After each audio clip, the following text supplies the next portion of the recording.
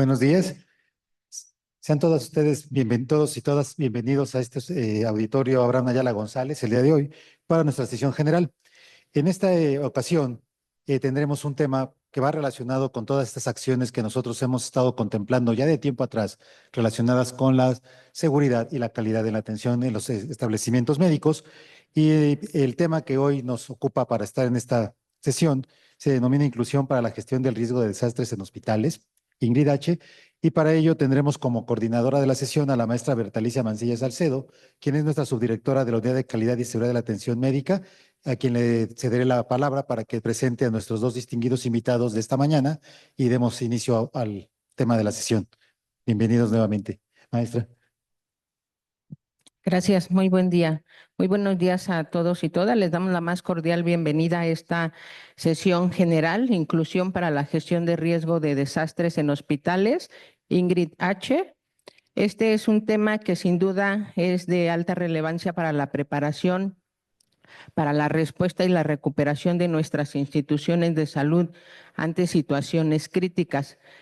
El fortalecimiento de capacidades hospitalarias frente a desastres no puede abordarse sin considerar la inclusión como un eje transversal.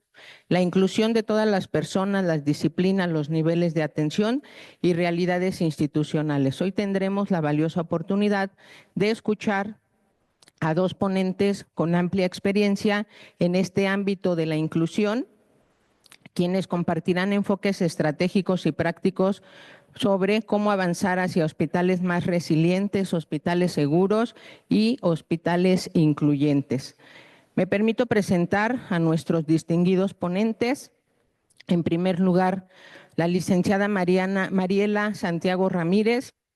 Ella es licenciada en Enfermería egresada de la Universidad Nacional Autónoma de México de la Facultad de Estudios Superiores Zaragoza, enfermera especialista en cuidados intensivos, gerente y docente de enfermería con diplomados por la UNAM, la Facultad de Estudios Superiores Zaragoza, integrante del Centro Colaborativo de la OPS México 35, Servicios de Salud Resilientes, evaluador del programa Hospital Seguro, líder de proyectos de coordinación de los proyectos especiales de salud de la Dirección de Prestaciones Médicas del Instituto Mexicano del Seguro Social, y con ella escucharemos también al doctor Hermes Manuel Cortés Mesa. Él es médico cirujano, especialista en urgencias médico-quirúrgicas, certificado por el Consejo Nacional de Medicina de Urgencia, maestro en Administración de Hospitales y Salud Pública, integrante del Centro Colaborador de la OPS México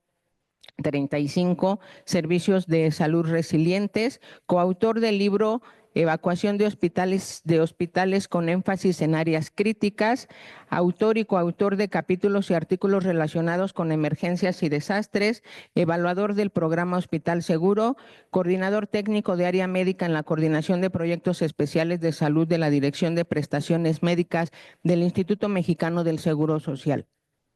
Les invito a reflexionar y aprovechar estos espacios para fortalecer nuestras capacidades institucionales. Y sin más preámbulo, les damos la bienvenida a nuestros dos ponentes. Este tema es relevante porque, para empezar, voy a dar algunos datos por qué consideramos que es relevante. Tiene que ver justamente con el tema de discapacidad, porque dado la prevalencia actual de la discapacidad en el mundo, pues vamos a enfrentar en algún momento de nuestra vida estar de este lado de la discapacidad, pero pues las personas con discapacidad forman parte de un grupo que puede estar expuesto a mayor vulnerabilidad, puede ser susceptible a mayor vulnerabilidad en emergencias o desastres. Por eso es importante considerarlos en nuestros planes de respuesta a emergencias. Obviamente hay una condición física que define la discapacidad.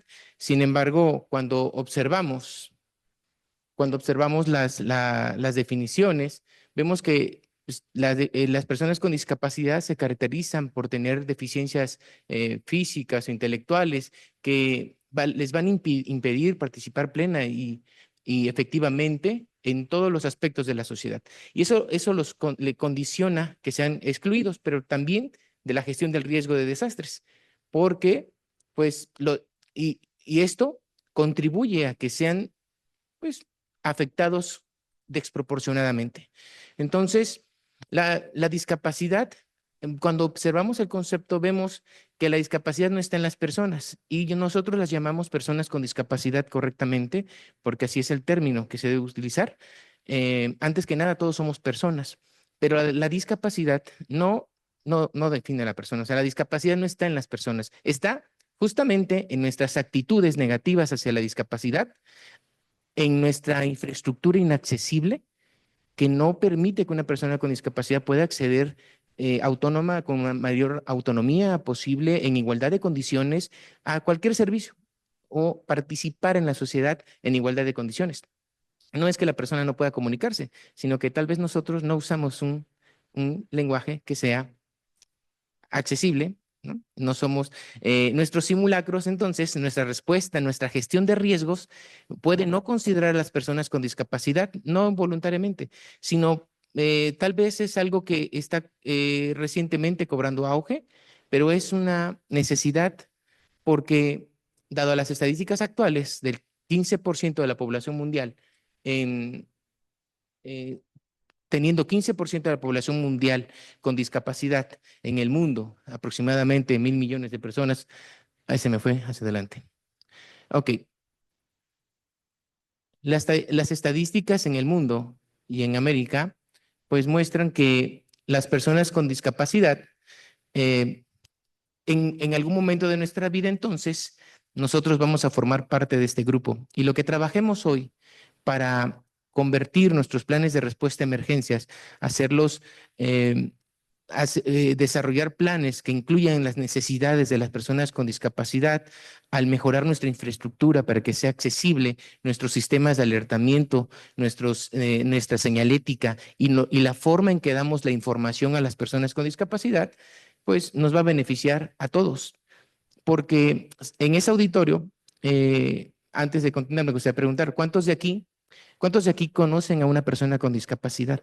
¿Cuántos conocen a una persona con discapacidad? Levanten la mano. Ok, somos un buen número.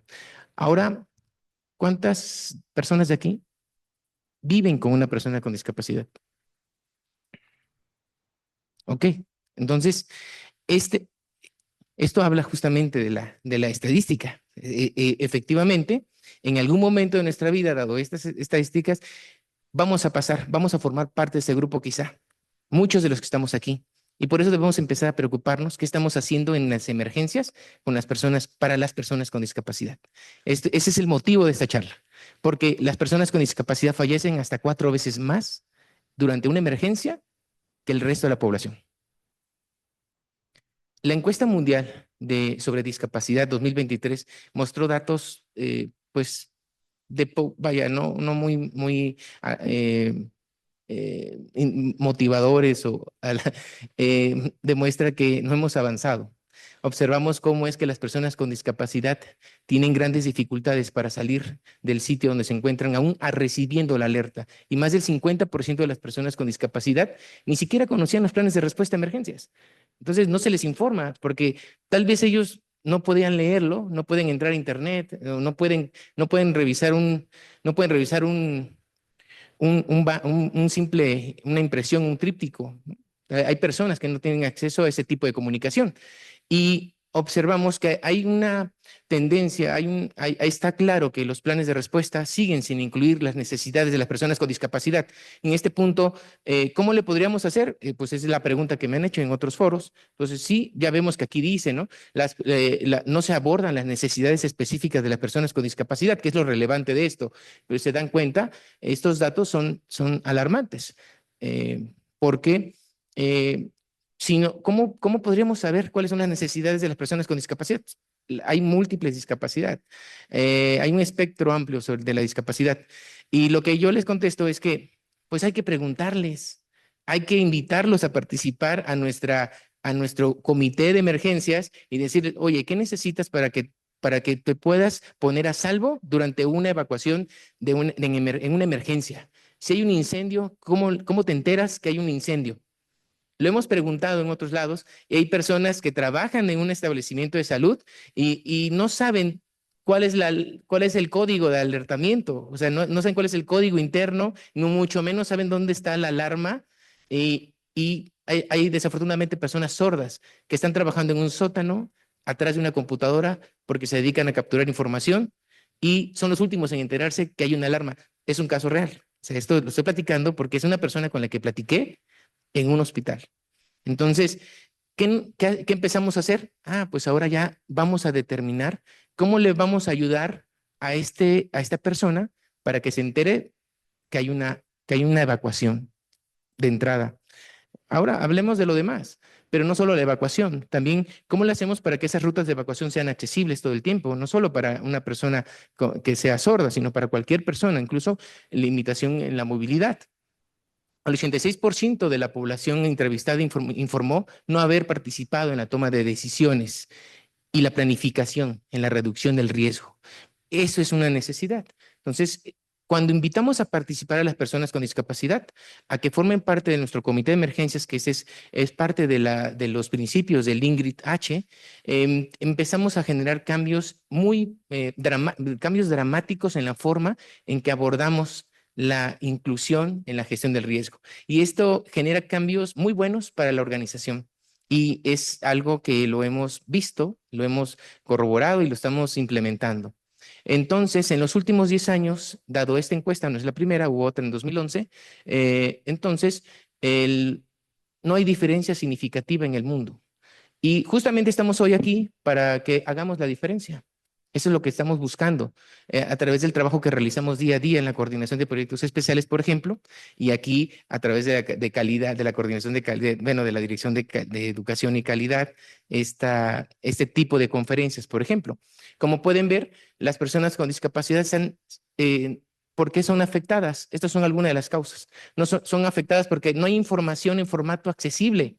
De entrada, si no tenemos información en formato accesible, nuestros videos no tienen subtítulos, no hay lengua de señas, no tenemos incluso esa iniciativa de colocar en braille algún tipo de información, generar información de fácil lectura para personas con alguna discapacidad intelectual, no participan en la gestión del riesgo, lo que comentábamos, no hay conocimiento sobre una evacuación accesible, pero también le podemos decir inclusiva. Una evacuación inclusiva, me gusta, aunque luego dicen que no debo decirlo así. Falta de preparación institucional y los planes de respuesta no incluyen las necesidades de las personas con discapacidad. Bueno, lo bueno es que esto se puede cambiar. Y hay iniciativas a nivel internacional que nos están invitando a que México, a que los países continúen implementando acciones para adoptar medidas para garantizar la seguridad de las personas con discapacidad en situaciones de emergencia, como el artículo 11 de la Convención sobre los Derechos de las Personas con Discapacidad. En la prioridad 3, por ejemplo, del marco de Sendai para la reducción del riesgo de desastres, también se insta al fortalecer el diseño y aplicación de políticas inclusivas y mecanismos de protección social para ayudar inclusivas prácticamente. El proyecto Esfera, que menciona que es esencial para los países, incluir a las personas con discapacidad en todos los aspectos del socorro y la recuperación. Los QR están ahí. Y recientemente un trabajo que acaba de publicar la Organización Panamericana de Salud, este año salió la versión en español, que es la inclusión como un pilar de la resiliencia. Entonces, si hablamos hoy en día de resiliencia, ¿cómo podremos hablar de que este hospital, se dice mucho, ¿no? Somos un hospital resiliente, ya se habla del sector salud resiliente, ¿no? Servicios de salud resilientes, pero justamente uno de los pilares es la inclusión. ¿Cómo podemos decir que vamos a poder resilientes? Porque vamos a permitir salvar el mayor número de vidas posibles durante un desastre, una emergencia, pero también garantizando la continuidad de la atención y el acceso a la salud en la recuperación.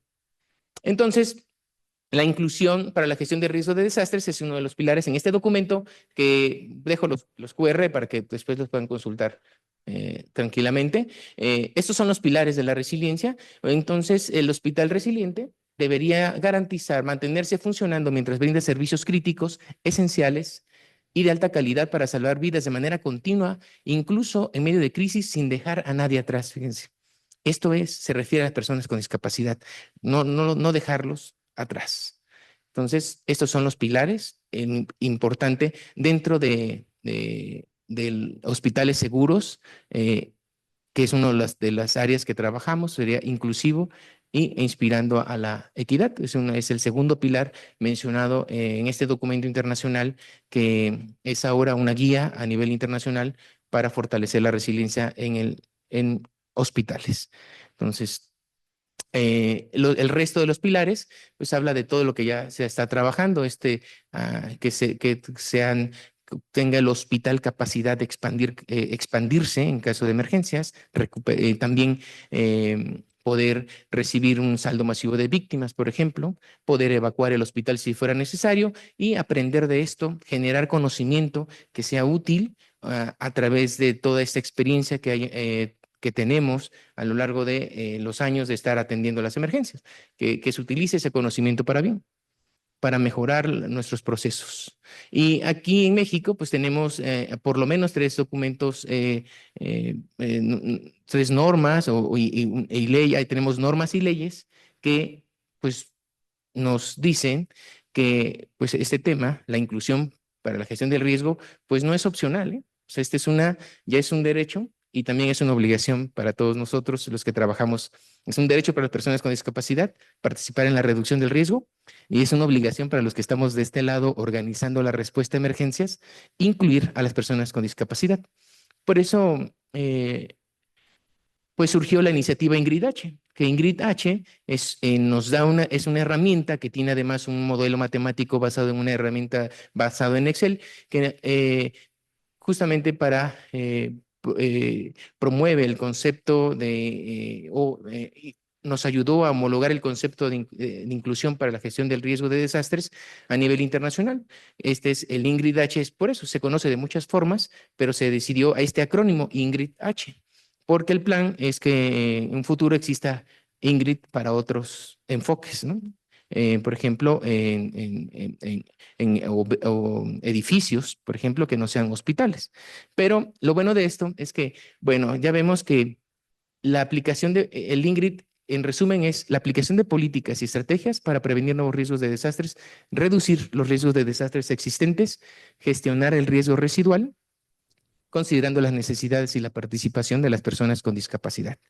Entonces, esto es una metodología que permite convertir una evaluación simple de no más de 40 ítems en acciones específicas para fortalecer la inclusión para la gestión del riesgo de desastres. Entonces, pues, ¿y cómo podríamos hacerlo? Pues nada para ellos sin ellos. No podemos decir que estamos implementando Ingrid H, sino participan las personas, algún representante por lo menos de las personas con discapacidad en la elaboración de nuestro plan de respuesta a emergencias. El desplazamiento de una persona entonces debe ser continuo. La cadena de accesibilidad es un concepto relevante en la implementación del Ingrid H, porque lo ideal es que las personas puedan ponerse a salvo con la mayor autonomía posible. O sea, moverse de un sitio moverse a un sitio de menor riesgo con la mayor autonomía, utilizando las rutas de evacuación que todos utilizamos y utilizando el mismo protocolo de emergencia. No se trata de crear un protocolo para personas con discapacidad, porque aquí esto ya sería segregación. Se trata de incluir esta variable discapacidad en estos planes de respuesta y para garantizar que esta ruta de evacuación, esta cadena de accesibilidad no se rompa en toda la ruta de evacuación.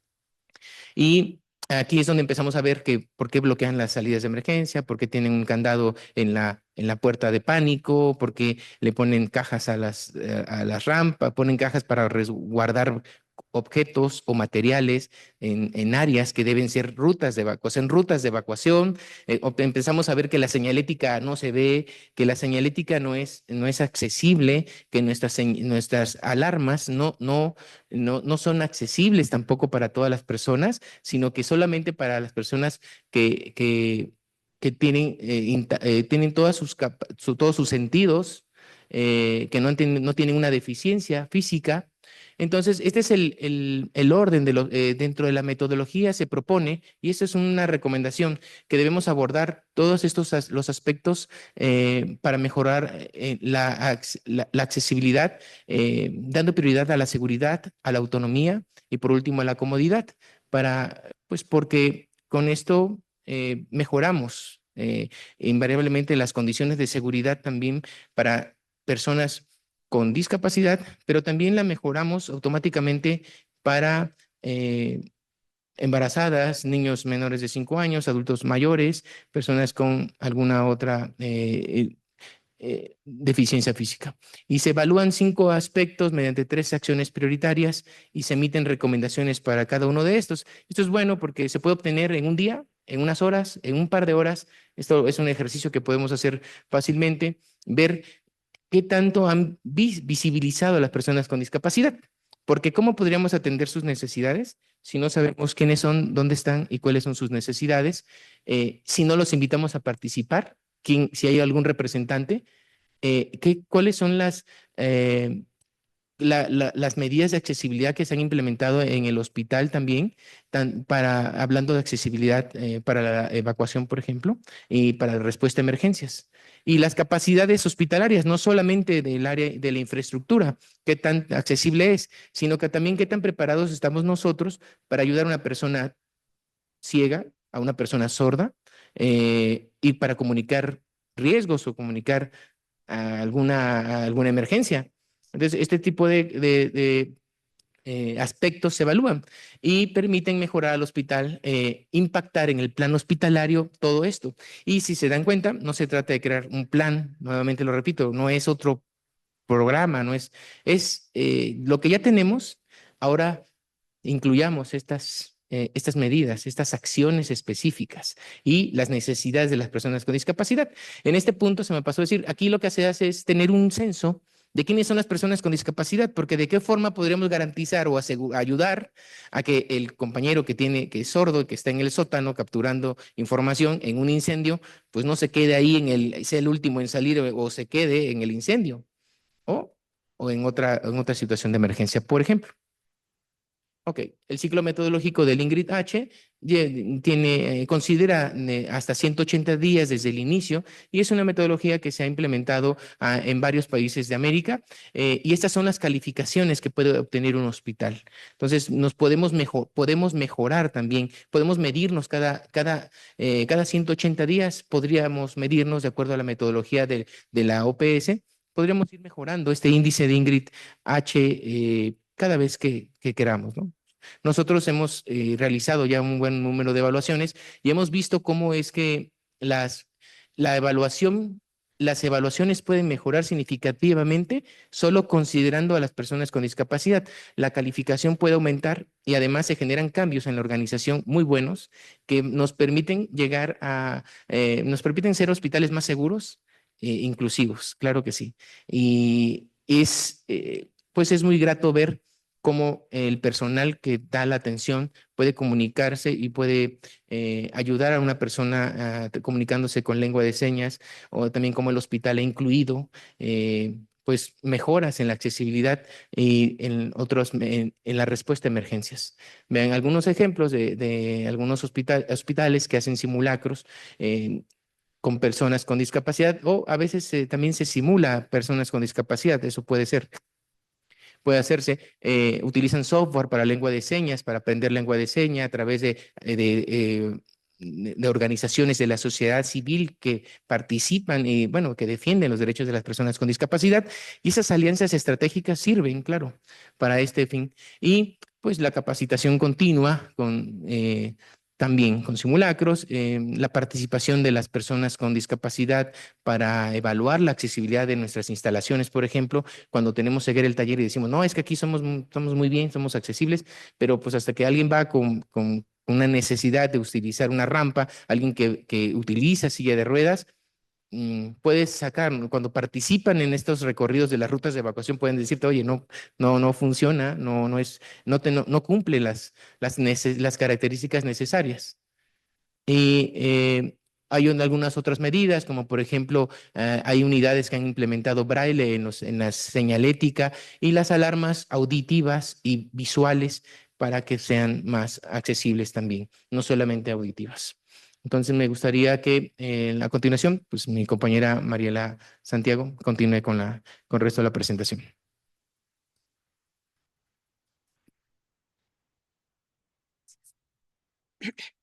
Buenos días. Como comentaba el doctor Cortés, ya nos comentaba sobre la metodología Ingrid H. Y un aspecto a evaluar de la metodología es la realización de simulacros en las unidades de salud o en las unidades hospitalarias. Es por eso que yo voy a hablar un poco más acerca de este tema y podemos identificar que existen diferentes tipos de ejercicios, desde entrenamientos, simulacros y simulación. Debemos preguntarnos cuáles son nuestras necesidades, cuál es la necesidad de nuestra unidad hospitalaria. Es por eso que debemos partir de la pregunta, ¿qué se quiere probar o qué se quiere medir? Por ejemplo, para probar una habilidad o destreza, conocimiento o actitud, primero debemos también preguntarnos si los participantes ya tienen el conocimiento. Si no lo tienen, lo que debemos hacer es entrenamiento para nuestros brigadistas, para protección civil o para el personal en general. Si ya tienen el conocimiento y queremos realizar pruebas específicas de componentes funcionales de nuestros planes hospitalarios ya establecidos, lo que debemos hacer es un simulacro. Como nos comentaba el doctor Cortés, simulacros que incluyan a las personas con discapacidad. Y si lo que queremos probar son capacidades de organización, cadenas de mando, roles y responsabilidades de los primeros respondientes, entonces lo que debemos elaborar son simulaciones. En un momento vamos a poder identificar la diferencia entre un simulacro y una simulación. Hay aspectos que debemos considerar para construir el plan de respuestas a emergencias y desastres.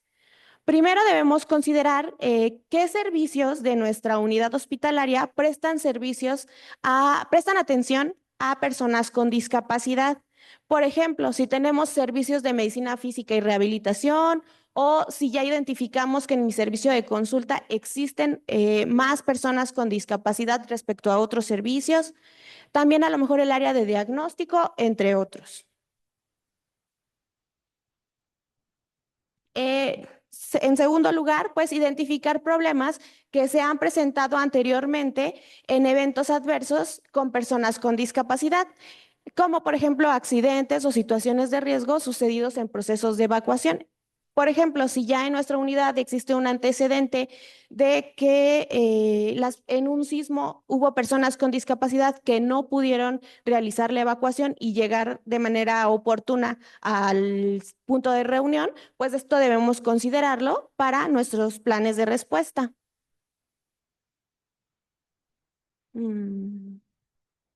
En tercer lugar, las capacidades para la atención de personas con discapacidad durante emergencias. Debemos considerar si tenemos personal ya capacitado para la atención. Por ejemplo, si tenemos personas capacitadas en lengua de señas, o si bien también si la unidad cuenta con dispositivos de apoyo para evacuación. Por ejemplo, si tenemos sillas de ruedas, si tenemos muletas, o bien camillas de traslado o camillas de urgencias. Y considerar en la elaboración de la hipótesis los servicios donde laboran las personas con discapacidad, es decir, trabajadores con discapacidad que puedan requerir ayuda para salir. ¿Esto de qué manera lo podemos realizar? Como nos comentaba el doctor Cortés anteriormente, realizando un listado de personas con discapacidad en los diferentes servicios. Nosotros en el Instituto Mexicano del Seguro Social ya aplicamos la metodología Ingrid H., la evaluación de una manera de autoevaluación.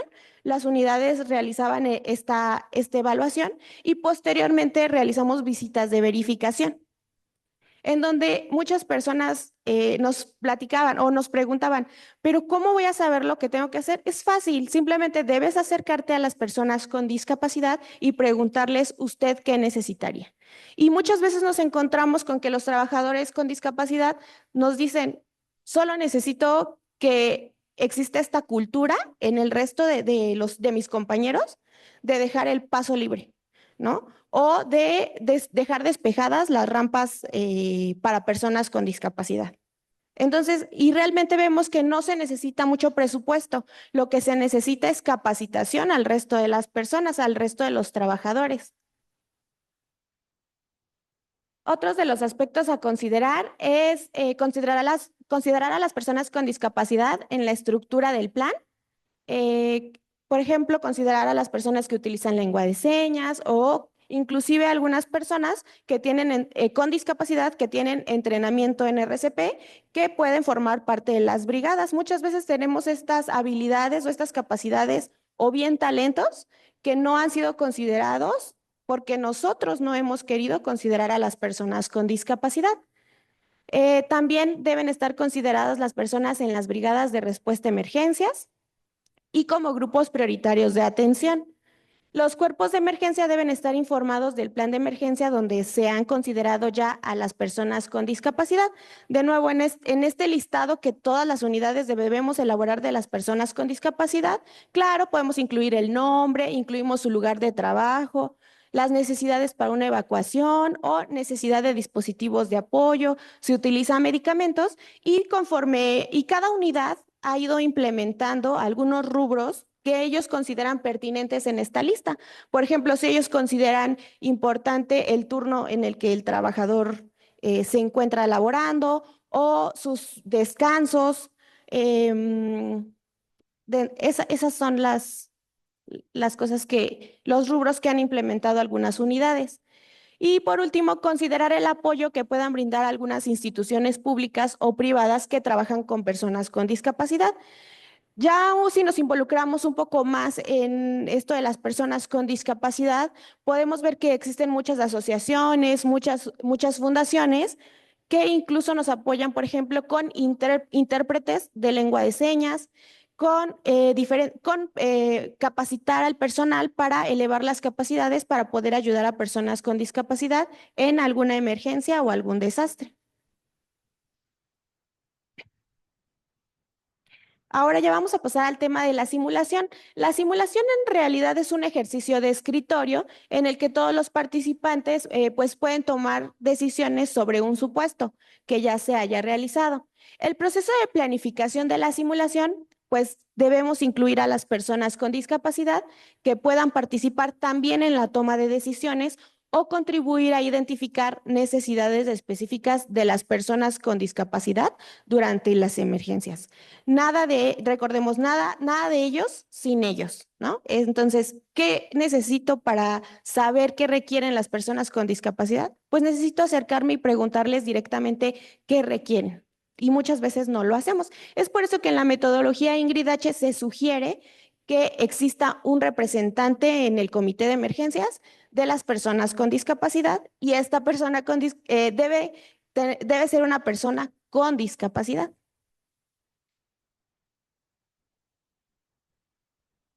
También algunas recomendaciones para planificar el escenario de la simulación, pues es crear escenarios de simulaciones a partir de una evaluación de riesgos del establecimiento de salud. Es decir, con anterioridad a esta simulación ya debe existir un análisis de riesgo. Por ejemplo, en el caso de la Ciudad de México, pues podemos considerar como un escenario un sismo. A lo mejor en estados como Guerrero o Veracruz, probablemente considerarán también otro escenario de riesgo los huracanes, además de los sismos, incluso tsunamis.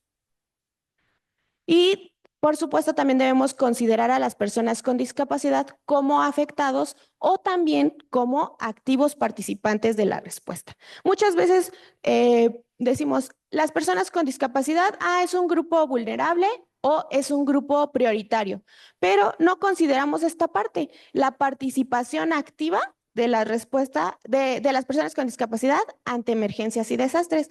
Más adelante vamos a ver un ejemplo. Este es el ejemplo del que les hablaba. Vamos a ver a continuación un video que muestra una simulación, porque es una simulación, de una persona con discapacidad física que utiliza silla de ruedas, que puede participar en brindar reanimación cardiopulmonar.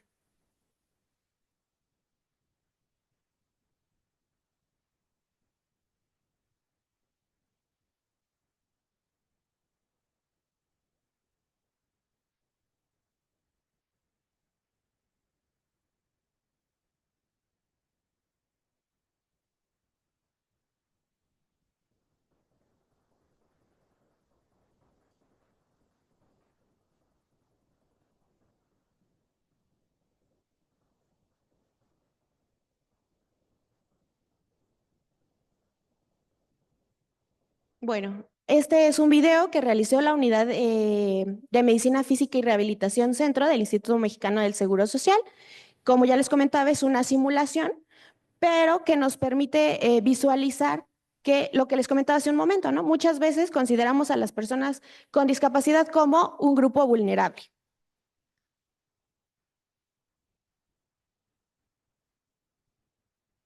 Consideramos a las personas con discapacidad como un grupo vulnerable o un grupo prioritario. Sin embargo, a pocas veces los consideramos para formar parte de las brigadas o para, pues sí, parte del equipo de primeros auxilios. O sea, muy pocas veces, y la verdad es como que los excluimos desde este momento. Decimos, no, va a ser un grupo vulnerable, ellos son los que necesitan ayuda. Y no precisamente es así, ¿no? Ellos también nos pueden proporcionar ayuda con sus capacidades y sus habilidades. De esta manera podemos observar, o bueno, debemos de hacer hincapié en que la discapacidad no está en las personas, está en el entorno que nos rodea, en la sociedad, que los excluimos, que los segregamos, que no los tomamos en cuenta, que no los hacemos partícipes. Dentro de la simulación, pues debemos tener unos instrumentos que nos permitan evaluar nuestro actuar al finalizar el ejercicio. Se deben incluir ítems de calificación con relación a si se cubrieron o no las necesidades de las personas con discapacidad. Esto, de nuevo, ¿cómo lo podemos hacer? Observando si todas las personas, todos los trabajadores con discapacidad pudieron realizar una evacuación exitosa en nuestra simulación, ¿no? O si las decisiones que se tomaron fueron las correctas o no. En la descripción de la situación que evoluciona según el evento en relación con los efectos sobre las personas, infraestructura y servicios del hospital, debemos incluir a las personas con discapacidad. Muchas veces en estas visitas que les comentaba que nosotros pudimos realizar en las unidades del IMSS, las personas nos decían, no, es que no tenemos personas con discapacidad, no tenemos trabajadores. Ah, bueno, se puede realizar la simulación. ¿Por qué? Porque la finalidad es que sepamos de qué manera vamos a actuar ante una situación, ¿no? Está bien que por el momento no tengamos compañeros trabajadores que tengan alguna discapacidad. Sin embargo, sí podemos simular estas situaciones para que en un caso real nosotros ya tengamos esa capacitación de que sepamos qué es lo que se debe hacer. Aquí tenemos esta imagen que son unas de las acciones que nosotros hemos implementado.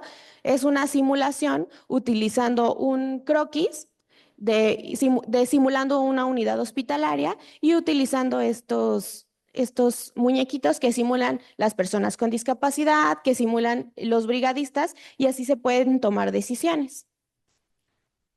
Y en el simulacro, los simulacros son ejercicios prácticos por medio del cual se van a evaluar ya los procedimientos que ya tenemos escritos en los planes de emergencia.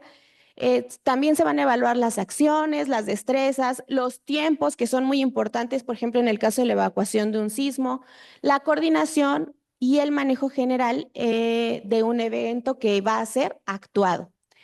En el guión general, digamos, tanto la simulación como los simulacros llevan una planificación previa, y en el guión general del simulacro, pues se debe considerar el escenario, que debe ser un espacio real, físico, y con condiciones para realizar el ejercicio. También se debe hacer con base en el análisis de riesgos ya realizado, ¿no? Por ejemplo, nosotros en la Ciudad de México, los sismos, ¿no? Entonces vamos a realizar un simulacro de sismo en donde se va a tener que realizar la evacuación total de la unidad.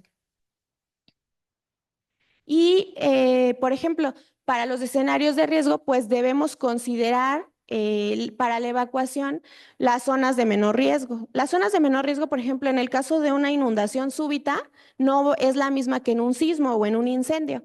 En la inundación súbita, nuestra zona de menor riesgo pues va a ser siempre en pisos superiores. Aquí vemos esta imagen, que es un caso real de una unidad hospitalaria que se inundó rápidamente. Los niveles del agua subieron muy rápido. Y entonces, ¿cuáles son nuestra zona de menor riesgo? Pues los pisos superiores. En el caso de un sismo, pues nuestra zona de menor riesgo va a ser externa. Siempre vamos a intentar salir y encontrarnos en los puntos de reunión y tener muy claro que en edificaciones muy altas, pues entonces ya va a ser repliegue y también tener muy identificadas las zonas de menor riesgo internas a la unidad hospitalaria. Y por ejemplo, en el caso de incendio, igual su zona de menor riesgo va a ser externa. En el desarrollo de la situación, bueno, pues generalmente vamos a incluir acciones de participantes al momento de la alarma y por tanto se deben incluir a las personas con discapacidad que requieren apoyo para cumplir ciertas acciones esperadas, ¿no? Entonces vamos a considerar, ¿no? El alertamiento, los códigos de alertamiento y para el simulacro, pues considerar personas con discapacidad con escenarios reales. Y también nuestros brigadistas, esta situación que comentaba el doctor Cortés en un inicio, de una situación real de una persona sorda que se encontraba en el sótano, es un escenario real, es algo que realmente sucedió y nadie se preocupaba por cómo la persona sorda iba a recibir este alertamiento. Todos decimos, ah, sí, suena la alarma o vocean el código. ¿Y la persona sorda cómo se iba a enterar? Y muchas veces en estas visitas que les comentaba que nosotros realizábamos, las personas, el cuerpo de gobierno nos decía, es que implementar alarmas tanto auditivas como visuales incluye un presupuesto muy alto. Claro, lo conocemos y claro que desde este momento debemos ya irlo planificando. Pero mientras no tenemos estas alarmas auditivas y estas alarmas visuales, ¿qué podemos hacer? Podemos concientizar al personal, a compañeros de esta persona con discapacidad auditiva, ¿no? A decir, ustedes son los responsables de notificar la emergencia, de notificar el alertamiento a nuestro compañero. O incluso vamos a tener códigos, en el momento en que empiece a sonar el alertamiento, voy a apagar y prender la luz, ¿no? Entonces la persona ya no escuchó el alertamiento, pero sí va a alertarse al decir por qué se apaga y se enciende la luz, ¿no? Esta es una forma que podemos hacer que en un inicio no requiere ese presupuesto tan grande que requiere a lo mejor la instalación de alertas o de alarmas. Debe existir un grupo de observadores también en los simulacros y un grupo de primeros auxilios. Los observadores son personas externas que no van a participar en el simulacro, que nada más van a estar identificando áreas de oportunidad o áreas a trabajar. Ellas son las personas que nos van a decir, personas con discapacidad no pudieron realizar una evacuación exitosa. Pacientes en silla de ruedas no pudieron llegar de manera oportuna a su punto de reunión. Personas con discapacidad auditiva ni siquiera se percataron del alertamiento. Y entonces esto nos va a permitir tomar nota de nuestras áreas de oportunidad como unidad hospitalaria para trabajar en ello de manera posterior. Las personas con discapacidad deben estar completamente informadas de las funciones que van a tener dentro del plan de emergencias del hospital y de la ejecución de los simulacros. Las acciones que se espera que se cumplan y de las acciones que se espera que se cumplan durante el ejercicio. Nos encontramos muchas veces que las personas con discapacidad ni siquiera se les notifica que va a haber un simulacro, ¿no? O les dicen, sí va a haber simulacro, pero no te preocupes, tú no bajes, ¿no? Cuando en realidad debería ser diferente. Debemos acercarnos e invitarlos a participar porque de esta manera ellos nos van a hacer ver estas áreas de oportunidad que tenemos, estas áreas de mejora. Y también debemos considerar el apoyo que van a recibir durante el ejercicio y los mecanismos de alerta y alarma utilizados para informar el inicio y el fin del ejercicio. Ya para concluir con el tema, pues de primera instancia tenemos que la inclusión va a ser la clave para la resiliencia de los establecimientos de salud. Un establecimiento de salud que es resiliente no solo se enfoca en la infraestructura y la respuesta ante emergencias, sino también en garantizar la seguridad y la accesibilidad de todas las personas, por supuesto incluyendo a las personas con discapacidad, adultos mayores, mujeres embarazadas, grupos vulnerables. como segunda conclusión tenemos el diseño accesible salva vidas. La implementación de rutas de evacuación accesibles, señalización en braille, alarmas visuales y auditivas, sistema de comunicación inclusivos, pues no solo va a cumplir con las normativas de accesibilidad, sino que también va a mejorar la eficiencia en la respuesta ante emergencias y desastres. Y muchas veces lo tenemos, ¿no? Muchas veces ya tenemos las rampas, pero a lo mejor no se le dan mantenimiento, a lo mejor no tenemos esa conciencia de mantenerlas despejadas, de nosotros no, a lo mejor si nosotros utilizamos las escaleras sin ninguna dificultad, pues nosotros utilizarlas y no bloquear el paso de esas rampas durante un simulacro, por ejemplo.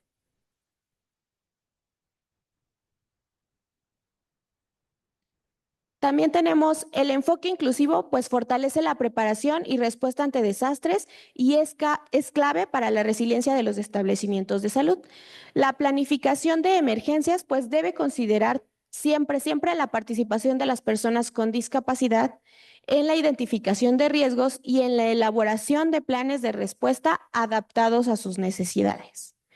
Muchas veces, por ejemplo, tenemos a lo mejor videos que nos muestran ya las medidas que debemos tener todos ante una emergencia, por ejemplo, ante un sismo, pero, y es visual, pero, y es auditivo, pero si a lo mejor agregamos subtítulos, si agregamos a lo mejor un intérprete con lengua de señas mexicanas, si, no sé, más cosas y enfocadas a las personas, a las necesidades de las personas con discapacidad. Y la capacitación y sensibilización del personal de los establecimientos de salud, pues son fundamentales. No solo basta con tener la infraestructura, sino también es crucial que el personal de salud, todo el personal de la unidad, reciba formación en inclusión, en comunicación de las personas con discapacidad y asistencia adecuada en situaciones de crisis. Muchas veces, incluso preguntándole a las personas, a un brigadista de búsqueda y rescate, es tú, por ejemplo, una persona que usa bastón, una persona que usa silla de ruedas, ¿tú cómo la ayudarías?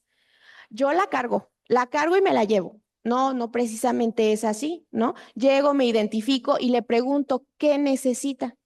Y probablemente solo me indique, solo necesito paso libre, ¿no? Una persona en silla de ruedas, yo solo necesito paso libre.